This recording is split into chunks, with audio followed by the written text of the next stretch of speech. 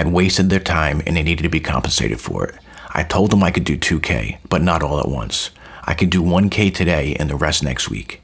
I told him to give me a second because I needed to take a piss, which was true. I went to the bathroom, and when I came back, he asked to check my waistline. I had one on my waist the whole time. He didn't know that, and when he found it, he attacked me. He took a swing and missed and spun me around in the bed and then punched me in my back. By this time, the family upstairs, who's probably been listening the whole time, came down and knocked on the door. Thank God. I told them everything was okay and they went back upstairs, and Peter eventually left. That week, I met up with Peter again and gave him the other 1K. He was acting different though. He wasn't himself, wasn't aggressive, definitely more passive. Word got back to him that I was getting law enforcement involved, which was a complete lie. I was on federal supervised release at the time, and the last thing I needed was for them to get involved. Also, it was a very embarrassing situation that I didn't want to get out. Peter came back to see me a week later with a couple brothers and did his best to intimidate me. And I gotta tell you, I was embarrassed for him that day.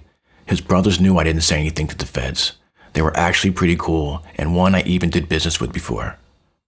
I think they had a talk with him after that failed intimidation attempt, because the next day Peter came back to my house and picked me up and took me to his house, and he made me dinner.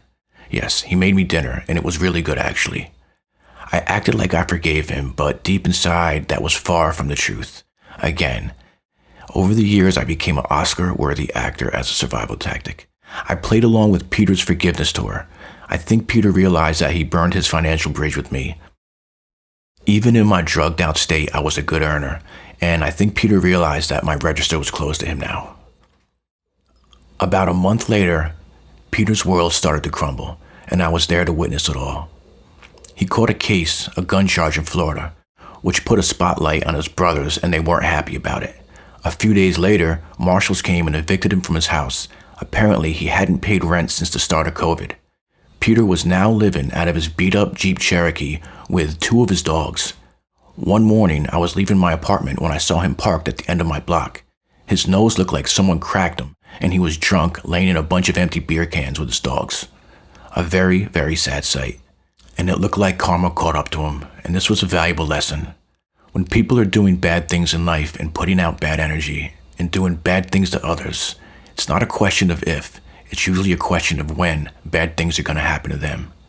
You really do lay in the bed you make, so make sure that your sheets are clean and your frames are sturdy. Be kind to yourself and be kind to others, and thank you for listening to me, and take care.